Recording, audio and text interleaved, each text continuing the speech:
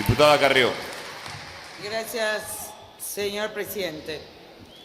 El año pasado nosotros tuvimos oportunidad de dictar una ley facultando al Poder Ejecutivo a negociar con los holdout.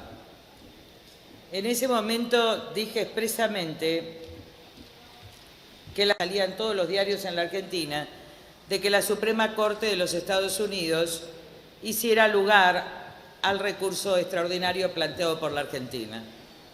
Todos me dijeron que era imposible, que había solo un 1% de posibilidades. Y acá es lo que digo. Todo el mundo sabía que el fallo iba a salir y que era muy difícil con la estrategia argentina, la de sus abogados y las manifestaciones políticas que los abogados de los dueños de los bonos presentaban como escritos. No se trataba solo de la declaración de Cristina, sino que ella no podía desconocer que ella era presidente de los argentinos, y sus dichos conformaron un hecho nuevo muy importante en la causa. También dije que todo mi bloque había decidido votar en contra. Entonces presidía Alfonso Prat Gay, pero que mi conciencia me demandaba abstenerme porque entendía que la cuestión era enormemente compleja y que ustedes tenían un año para resolverla de manera creativa, porque si no íbamos a estar en junio de este año en un momento muy difícil para la Argentina.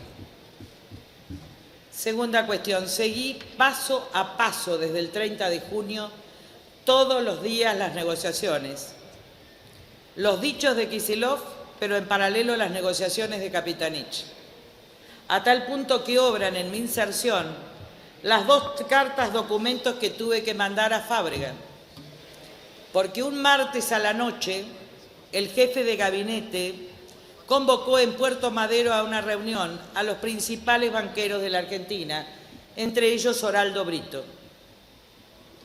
Esa noche, Oraldo. Pobre Oraldo era mi amigo, Jorge Brito.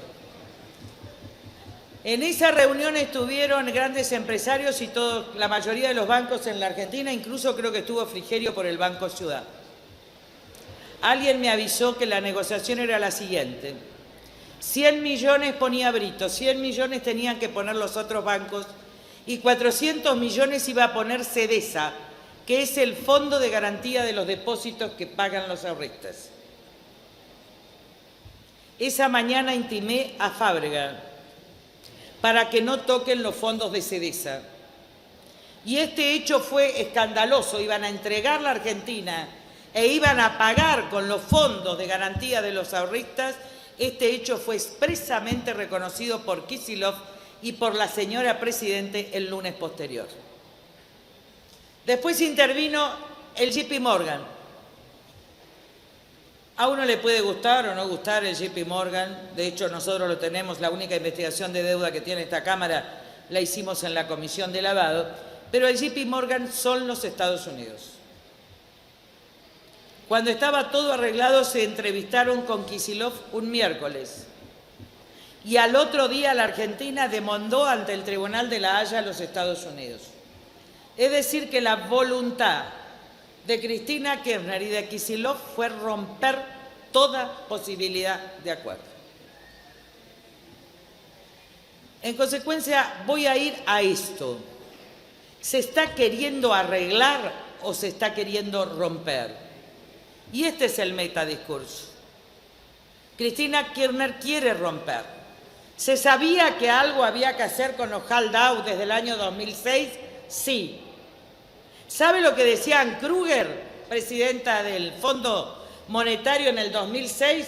Lo mismo que la Argentina pide hoy a Naciones Unidas, que había que crear un convenio multilateral para evitar los holdout.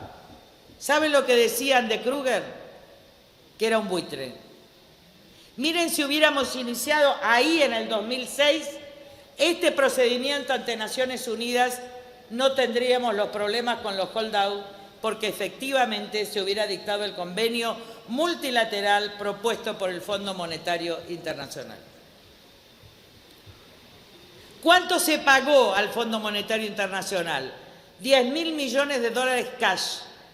¿Para qué? Para desendeudarse.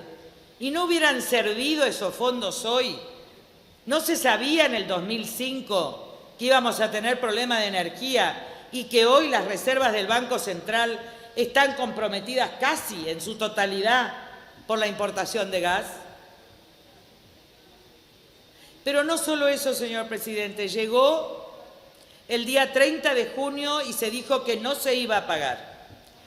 Con el mismo capricho que dijeron no vamos a pagar al Club de París cuando había reservas y terminamos pagando 3.000 millones de dólares de punitorios. Como se dijo que íbamos a investigar el vaciamiento de YPF, donde yo tengo la denuncia hecha desde el 2006 y se terminó pagando 10.000 millones de dólares, que es lo que vale toda la empresa. ¿Por qué entonces no se trató de encontrar una salida? Porque no se quería. Hay que hacerle un juicio por mala praxis a los abogados de la Argentina, que es el mismo estudio de abogados que contrató Cavallo para el Megacán. Y la verdad, señor presidente, que lo que tenemos que elegir hoy es, si entramos en un default parcial, por ejemplo, no pagar en fecha los 200 millones de septiembre y pagarlos en enero, cuando vence la cláusula Rufo, o si tenemos que desacatar el fallo de Griesa. Y algunos dicen algo hay que hacer. Yo le digo, después de todo el desastre hecho, a lo mejor que hay que hacer es no hacer nada hasta enero. Porque el precio de un desacato, ¿qué es lo que se quiere acá? Dos cosas, pero clarísimas. Primero, cómo desacatar la orden de un juez, bueno, malo, pero de un fallo firme de una corte a la que nosotros nos sometimos. Segundo, no es el caso Clarence, que ya está fallado por la Corte, en la declaración de orden público lo que le interesa al gobierno.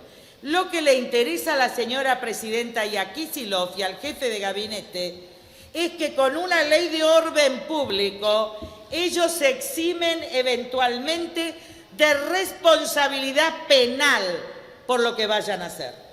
Es decir, que tienen impunidad. La ley es no ser sometidos a la justicia penal. No de este país solamente, de cualquier país. Y lo que estamos tratando acá es si le damos impunidad penal o no al señor Kicillof. Esto es la necesidad de invocar Clarence. Yo voy a, no sé cuánto falta. Yo entiendo que la situación es difícil. Yo viví el aplauso del default con Cristina aplaudiendo acá de Rodríguez Cerro, con toda la Cámara levantada aplaudiendo.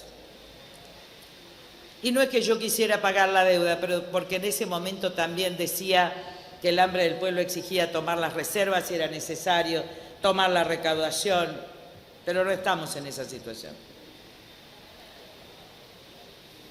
Giorgio Agamben, un famoso filósofo italiano que nadie puede decir que es de derecha, que escribió Estado de excepción, escribió hace poco El misterio del mal. Y en realidad estaba hablando de las democracias y estaba hablando de la renuncia de Benedicto, de lo que significaban.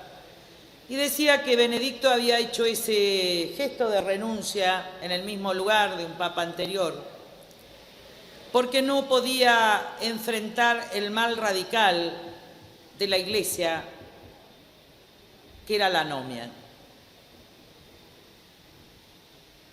¿Y qué dice Giorgio Agamben de la anomia? Dice que a Benedicto le gustaba aquel teólogo hereje llamado Ticonio, que en el siglo V después de Cristo escribió en un debate donde se decía que la Iglesia estaba al bien y el mundo era al mal, etcétera, donde incluso San Agustín dice esto en La ciudad de Dios.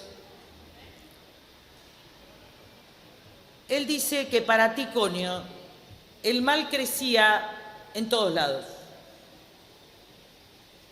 y que crecía siempre. ¿Y qué era el mal?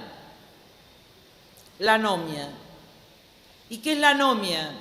Hombres y mujeres sin ley. Nosotros, señor presidente, estamos hace demasiados años en la anomia, es decir, hace demasiados años fuera de la ley. Y esta ley es fuera de la ley. Y no es que con esto yo esté avalando el fallo, estoy diciendo, la situación es difícil. Yo si fuera presidente hubiera dado una caución para cumplir después de enero, o en esta situación aún no hubiera hecho nada hasta enero. Hasta enero. Porque una cosa es incurrir en un default y otra cosa es desacatar un determinado sistema jurídico.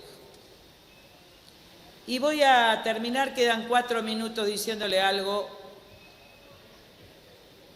y diciéndonos algo que yo recuerdo muy bien, que es el Critón de Platón.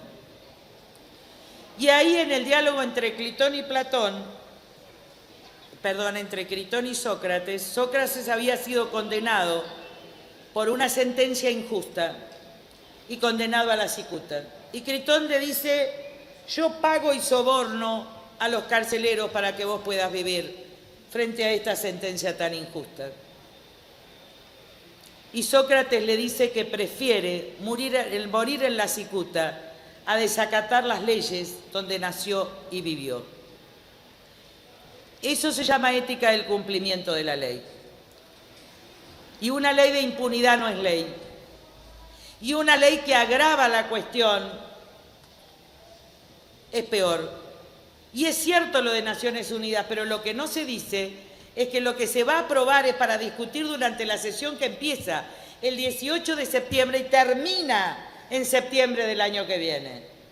Y que ahí ese convenio va a tener que darle intervención al fondo porque forma parte de Naciones Unidas. Por eso no hicieron este procedimiento antes. Y en buena hora que así sea.